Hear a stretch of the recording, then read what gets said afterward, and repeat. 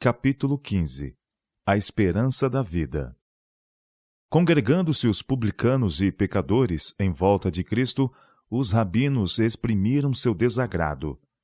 Este recebe pecadores, disseram, e come com eles. Por esta acusação, insinuaram que Cristo tinha prazer em associar-se com os pecadores e vis, e era insensível à sua impiedade. Os rabinos ficaram desapontados com Jesus. Por que era que aquele que pretendia tão elevado caráter não se relacionava com eles e não seguia seus métodos de ensino? Por que andava tão despretensiosamente atuando em todas as classes? Se fosse profeta verdadeiro, diziam, estaria em harmonia com eles e trataria os publicanos e pecadores com a indiferença que mereciam. Irritava a esses guardiães da sociedade que aquele com quem tinham constantes disputas, cuja pureza de vida os aterrorizava e condenava, se relacionasse em aparente simpatia com os párias da sociedade. Não lhe aprovavam os métodos. Consideravam-se muito ilustrados, culto e preeminentemente religiosos, mas o exemplo de Cristo lhes desmascarou o egoísmo. Enfadava-os também os que manifestavam unicamente desprezo aos rabis e nunca eram vistos nas sinagogas se agregassem ao redor de Jesus e com atenção arrebatada lhe escutassem as palavras. Os escribas e fariseus sentiam-se reprovados naquela presença pura. Mas como se podia dar que os publicanos e pecadores se sentissem atraídos a Jesus? Não sabiam que a explicação estava justamente nas palavras que pronunciaram, como insultuosa acusação. Este recebe pecadores. As almas que iam ter com Jesus sentiam em sua presença que mesmo para elas havia escape do abismo do pecado. Os fariseus, para elas, só tinham escárnio e condenação. Cristo, porém, as saudava como filhos de Deus, que na verdade se afastaram da casa paterna, mas não foram esquecidas pelo coração do Pai. Justamente sua miséria e pecado os tornavam tanto mais o objeto de sua compaixão. Quanto mais deles se haviam desviado, tanto mais ardoroso o desejo e maior o sacrifício para salvá-los. Tudo isto os mestres de Israel podiam ter estudado no sagrado volume, de que se gloriavam ser os guardas e expositores. Não escrevera Davi? Davi que caíra em pecado mortal? Desgarrei-me como a ovelha perdida. Busco o teu servo? Salmo 119, versículo 176. Não revelara Miqueias o amor de Deus aos pecadores, dizendo, quem, ó Deus, é semelhante a ti, que perdoas a iniquidade e que te esqueces da rebelião do restante da tua herança? O Senhor não retém a sua ira para sempre, porque tem prazer na benignidade. Miqueias capítulo 7, verso 18. Cristo não lembrou aos seus ouvintes desta vez as palavras da Escritura, apelou ao testemunho de sua própria experiência. Os planaltos que se estendiam ao longe, ao oriente do Jordão, ofereciam abundantes pastagens para rebanhos, e pelos desfiladeiros e colinas arborizadas desgarravam-se muita ovelha perdida, para ser procurada e trazida de volta pelo cuidado do pastor. Entre a multidão que rodeava Jesus, havia pastores e também homens que investiam dinheiro em rebanhos e gado, e todos podiam apreciar sua ilustração. Quem dentre vós, tendo 100 ovelhas e perdendo uma delas, não deixa no deserto as 99 e não vai após a perdida até que venha achá-la? Estas almas que vós desprezais, dizia Jesus, são propriedade de Deus. Pertence-lhe pela criação e redenção, e a seus olhos são de grande valor. Assim como o pastor ama as ovelhas e não pode sossegar enquanto uma única lhe falta, também Deus, em grau infinitamente mais alto, ama toda a alma perdida. Os homens podem negar as reivindicações de seu amor, podem dele desviar-se, podem escolher outro mestre, contudo, pertencem a Deus, e ele anela recuperar sua propriedade. Diz, como o pastor busca o seu rebanho, no dia em que está no meio das suas ovelhas dispersas, assim buscarei as minhas ovelhas, e as farei voltar de todos os lugares para onde andam espalhadas, no dia da nuvem e da escuridão. Ezequiel capítulo 34, verso 12. Na parábola, o pastor sai em busca de uma ovelha, o mínimo que pode ser numerado. Assim, se houvesse apenas uma alma perdida, Cristo por ela teria morrido. A ovelha desgarrada do rebanho é a mais desamparada de todas as criaturas. Precisa ser procurada pelo pastor, pois não pode, sozinha, encontrar o caminho de volta. O mesmo se dá com a alma que se desviou de Deus. Está tão desamparada quanto a ovelha perdida, e se o amor divino não fosse salvá-la, jamais poderia achar o caminho para Deus. O pastor descobre a ausência de uma ovelha. Não contempla indiferentemente o rebanho que está seguro no redil, dizendo: tenho 99, e custar-me-á muita perturbação ir em busca da desgarrada. Eis que volte, abrir-lhe-ei a porta do redil e a deixarei entrar. Não, logo que a ovelha se transvia, o pastor enche-se de cuidados e apreensões, conta e reconta o rebanho. Quando se certifica de que realmente uma ovelha se perdeu, não dormita. Deixa as 99 no redil e sai em busca da ovelha desgarrada. Quanto mais escura e tempestuosa a noite, e quanto mais perigoso o caminho, tanto maior é a apreensão do pastor e tanto mais diligentemente a procura. Faz todos os esforços possíveis para encontrar a ovelha perdida. Com que alívio ouve à distância o primeiro fraco balido. Seguindo o som, sobe às mais íngremes alturas. Chega, com perigo da própria vida, até a borda do precipício. Deste modo, procura, enquanto o balido mais e mais fraco lhe diz que a ovelha está prestes a sucumbir. Por fim, seu esforço é recompensado. Achou-a perdida. Não a repreende por lhe haver causado tanta fadiga. Não a tange com chicote, nem tenta guiá-la para casa. Em sua alegria, toma sobre os ombros a criatura trêmula. Se está magoada, acolhe-a nos braços e aperta-a de encontro ao peito para que o calor de seu próprio coração lhe comunique vida. Jubiloso porque sua diligência não foi em vão, carrega-a de volta ao redil. Graças a Deus, ele não nos apresentou à imaginação o quadro de um pastor aflito, voltando sem a ovelha.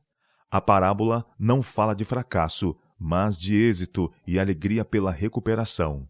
Eis a garantia divina de que nenhuma das ovelhas extraviadas do redil de Deus é desprezada, nem abandonada sem socorro. Cristo salvará a cada uma que se queira deixar redimir do abismo da corrupção e dos espinheiros do pecado. Alma abatida, tome ânimo, embora tenha agido impiamente. Não pense que Deus, talvez, lhe perdoe as transgressões e lhe permita ir à sua presença. Deus deu o primeiro passo. Enquanto você estava em rebelião contra ele, saiu a procurá-lo. Com terno coração de pastor, deixou as 99 e foi ao deserto para buscar a que se perdera. Envolve em seus braços de amor a alma ferida e quebrantada, prestes a perecer, e leva com alegria ao aprisco seguro. Os judeus ensinavam que o pecador devia arrepender-se antes de lhe ser oferecido o amor de Deus. A seu parecer, o arrependimento é obra pela qual os homens ganham o favor do céu. Foi esse pensamento que induziu os fariseus atônitos e irados a exclamarem: "Este recebe pecadores."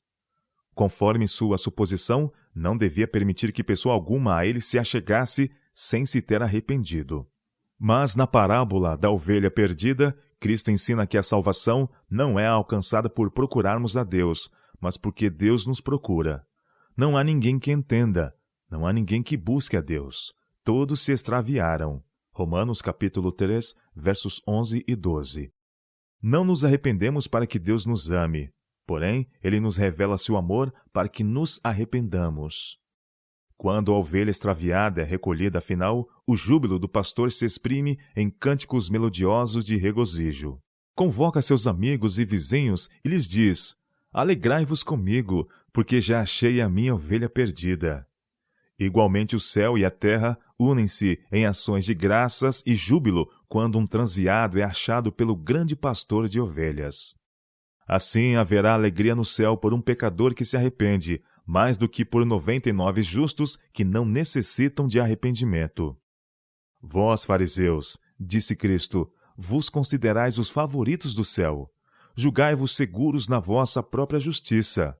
Sabei, pois, que se não necessitais de arrependimento, minha missão não é para vós.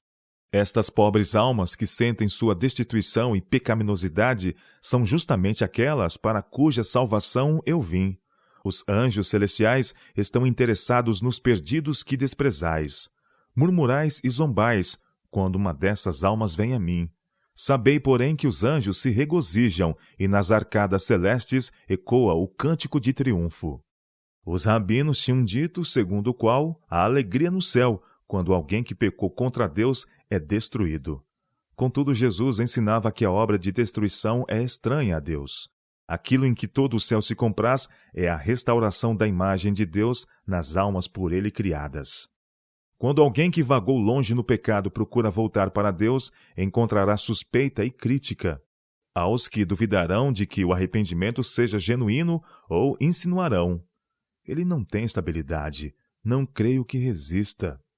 Tais pessoas não fazem a obra de Deus, porém a de Satanás, que é o acusador dos irmãos. Por suas críticas, o maligno espera desencorajar aquela alma, afastá-la mais da esperança e de Deus. Contemple o pecador arrependido a alegria do céu pela volta daquele que se perdera. Confie no amor de Deus e não desanime de maneira alguma pelo escárnio e suspeita dos fariseus.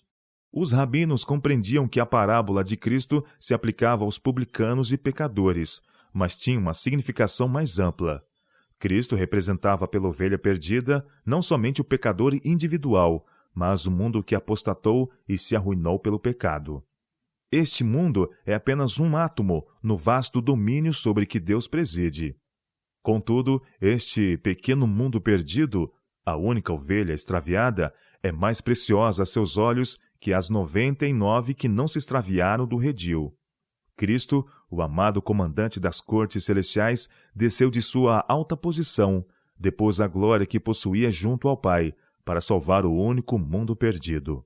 Por este, deixou os mundos sem pecado nas alturas, os 99 que o amavam, e veio à terra para ser ferido pelas nossas transgressões e moído pelas nossas iniquidades. Isaías capítulo 53, verso 5. Deus se entregou a si mesmo em seu Filho, para que tivesse a alegria de recuperar a ovelha que se perdera. Vede quão grande caridade nos tem concedido o Pai, que fôssemos chamados filhos de Deus. E Cristo diz: assim como tu me enviaste ao mundo, também eu os enviei ao mundo, para que cumpram o resto das aflições de Cristo pelo seu corpo, que é a Igreja. 1 João capítulo 3, verso 1, João capítulo 17, verso 18 e Colossenses capítulo 1, verso 24.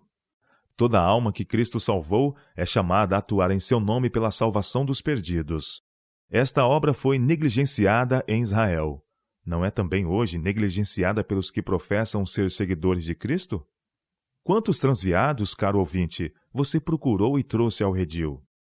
Reconhece que despreza as almas que Cristo procura quando se desvia dos que parecem pouco promissores e não atraentes? Justamente no momento em que se esquiva deles, podem carecer muito de sua compaixão. Em toda a assembleia de culto, há almas que anseiam descanso e paz. Podem parecer como se vivessem indiferentemente, mas não são insensíveis à influência do Espírito Santo. Muitas delas podem ser ganhas para Cristo. Se a ovelha perdida não é trazida ao aprisco, vagueia até perecer. E muitas almas descem à ruína pela falta de uma mão estendida para salvá-las. Estes errantes podem aparentar ser endurecidos e indiferentes, mas se tivessem tido os mesmos privilégios que outros, poderiam ter revelado muito maior nobreza de alma e maior talento para a utilidade. Os anjos se compadecem destes transviados. Eles choram, enquanto os olhos humanos estão enxutos e os corações cerrados à compaixão. Oh, que falta de profunda e tocante simpatia pelos tentados e errantes! Oh, se houvesse mais do Espírito de Cristo e menos, muito menos do próprio eu! Os fariseus entenderam a parábola de Cristo como uma repreensão a eles feita. Em vez de aceitar a crítica de sua obra, reprovou-lhes a negligência dos publicanos e pecadores. Não o fez abertamente, para que contra ele não cerrassem o coração. Todavia, a ilustração lhes apresentava justamente a obra que Deus deles exigia e tinham deixado de executar. Se fossem verdadeiros pastores, esses guias de Israel teriam efetuado a obra de um pastor. Teriam manifestado a misericórdia e amor de Cristo e ter-se-iam unido a ele em sua missão. Sua recusa de fazê-lo demonstrou a falsidade de sua pretensa piedade. Muitos rejeitaram então a reprovação de Cristo. mas alguns se convenceram por suas palavras. Sobre estes veio o Espírito Santo, depois de sua ascensão, e uniram-se aos discípulos na mesma obra esboçada na parábola da ovelha perdida. Depois de dar a parábola da ovelha perdida, Cristo pronunciou outra dizendo: Qual a mulher que, tendo 10 dracmas, se perder uma dracma, não acende a candeia e não varre a casa e busca com diligência até a achar? No Oriente, as casas dos pobres consistiam usualmente em um único quarto, frequentemente sem janelas e escuro. O quarto raramente era varrido, e uma moeda que caísse era facilmente coberta pelo pó e lixo. Para encontrá-la, mesmo durante o dia, era preciso acender uma candeia e varrer a casa diligentemente. O dote de casamento da mulher comumente consistia em moedas que ela guardava cuidadosamente como seu maior tesouro, para transmitir às filhas. A perda de uma dessas moedas era considerada séria calamidade, e sua recuperação era causa de grande alegria, de que as vizinhas participavam prontamente. E achando-a, disse Cristo, convoca as amigas e vizinhas, dizendo: Alegrai-vos comigo, porque já achei a dracma perdida. Assim eu vos digo que há alegria diante dos anjos de Deus por um pecador que se arrepende. Esta parábola, como a anterior, descreve a perda de alguma coisa que, por diligente procura, pode ser recobrada, e isto com grande alegria. As duas parábolas representam classes diversas. A ovelha perdida sabe que está perdida. Deixou o pastor e o rebanho, e não pode salvar-se por si. Representa os que reconhecem estar separados de Deus e estão numa nuvem de perplexidades, em humilhação e assaz tentados. A dracma perdida representa os que estão perdidos em delitos e pecados, mas não estão conscientes de sua condição. Estão alienados de Deus, mas não o sabem. Sua vida está em perigo, porém estão disso inconscientes e descuidados. Nesta parábola, Cristo ensina que mesmo os que são indiferentes às reivindicações de Deus são objeto de seu amor piedoso. Precisam ser procurados para serem reconduzidos a Deus. A ovelha transviou-se do redil, vagava no deserto ou nas montanhas. A dracma foi perdida em casa. Estava próxima, contudo, só podia ser descoberta por meio de busca diligente. Nesta parábola, há uma lição para as famílias. No círculo familiar, há muitas vezes grande indiferença quanto à condição espiritual de seus componentes. Pode haver um dentre eles que esteja separado de Deus, mas com pouca ansiedade é sentida na família pela perda de uma das dádivas confiadas por Deus. Embora esteja sob pó e lixo, a moeda é ainda de prata. O possuidor procura porque é de valor.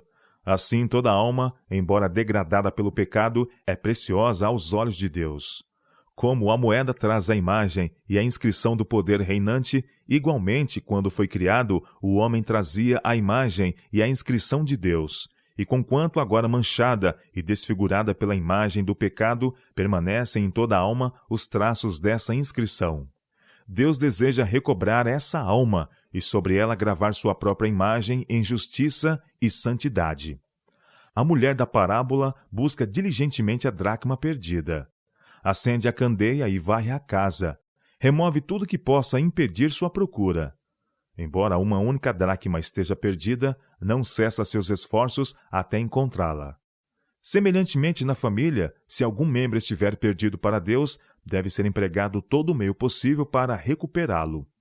Por parte de todos, haja um diligente e cuidadoso exame próprio. Investiguem-se os costumes de vida. Vede se não se comete uma falta ou erro no governo do lar, pela qual aquela alma se confirme na impenitência. Se na família um filho não estiver consciente de sua condição pecaminosa, os pais não devem descansar. Acenda-se a candeia. Examinem a palavra de Deus e, à sua luz, investiguem diligentemente tudo o que houver na casa, para ver por que esse filho está perdido. Examine os pais o próprio coração e esquadrinhem seus hábitos e costumes.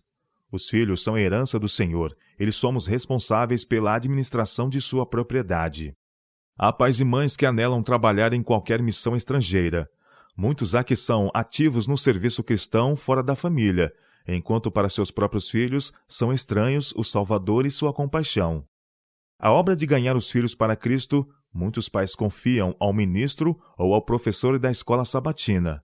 Porém, assim fazendo, negligenciam a responsabilidade imposta por Deus. A educação e instrução dos filhos para serem cristãos é o mais elevado serviço que os pais podem prestar a Deus. É uma tarefa que requer paciência, esforço de toda a vida, diligente e perseverante.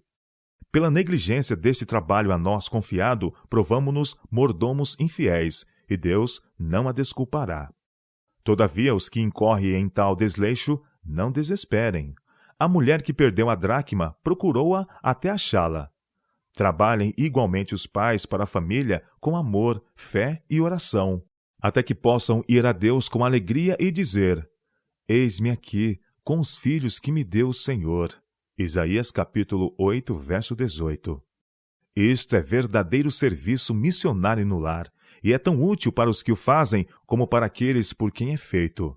Por interesse fiel pelo círculo do lar, nós nos tornamos aptos para trabalhar pelos membros da família de Deus, com os quais, se permanecermos leais a Cristo, viveremos durante toda a eternidade. Devemos manifestar, pelos irmãos e irmãs em Cristo, o mesmo interesse que demonstramos em família. É plano de Deus que tudo isto nos habilite a trabalhar por outros ainda. Ampliando-se-nos a simpatia e avultando o amor, acharemos em toda parte alguma obra. A grande família humana de Deus abrange o mundo, e nenhum de seus membros deve ser olvidado por menosprezo. Onde quer que estejamos, a dracma perdida espera nossa procura. Procuramo-la? Dia após dia encontramo-nos com pessoas que não tomam interesse em coisas religiosas. Falamos com as mesmas e as visitamos. Manifestamos interesse pelo seu bem-estar espiritual? Expomos-lhe Cristo como um Salvador que perdoa os pecados? Falamos-lhes do amor de Cristo que nos inflamou o coração? Se não, como enfrentaremos estas almas, perdidas, eternamente perdidas, quando com elas estivermos perante o trono de Deus? Quem pode calcular o valor de uma alma? Se quiser conhecê-lo, vá ao Getsêmani e vigie lá com Cristo durante aquelas horas de angústia, quando suava grandes gotas de sangue. Contemple o Salvador crucificado. Ouça o brado de desespero. Deus meu, por que me desamparaste? Marcos capítulo 15, verso 34. Veja a fronte ferida, o lado traspassado, os pés perfurados. Lembre que Cristo tudo arriscou. Para nossa redenção, o próprio céu esteve em jogo. Recordando ao pé da cruz que Cristo teria dado sua vida por um único pecador, você pode apreciar o valor de uma alma. Se você estiver em comunhão com Cristo, valorizará todo o ser humano como ele o fez. Sentirá pelos outros o mesmo profundo amor que Cristo sentiu por você. Então estará apto para cativar e não afugentar, atrair e não repelir aqueles por quem ele morreu. Ninguém seria jamais reconduzido a Deus se Cristo por eles não fizesse um esforço pessoal. E é por esse trabalho pessoal que podemos salvar almas. Quando você vir os que baixam a sepultura, não descansará em tranquila indiferença e sossego. Quanto maior o pecado deles e mais profunda a sua miséria, tanto mais sinceros e tenros serão os esforços para sua recuperação. Discernirá a necessidade dos que sofrem, que pecam contra Deus e são oprimidos pelo fardo da culpa. Seu coração transbordará de simpatia por eles e estender-lhes-á uma mão auxiliadora.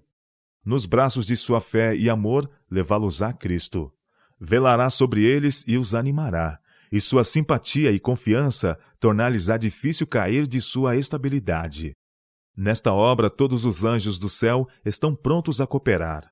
Todos os recursos do céu estão à disposição dos que procuram salvar os perdidos. Os anjos o auxiliarão a alcançar os mais indiferentes e imperdenidos. E quando alguém é reconduzido a Deus, todo o céu se alegra. Serafins e querubins tocam suas harpas douradas e cantam louvores a Deus e ao Cordeiro, por seu amor e misericórdia pelos filhos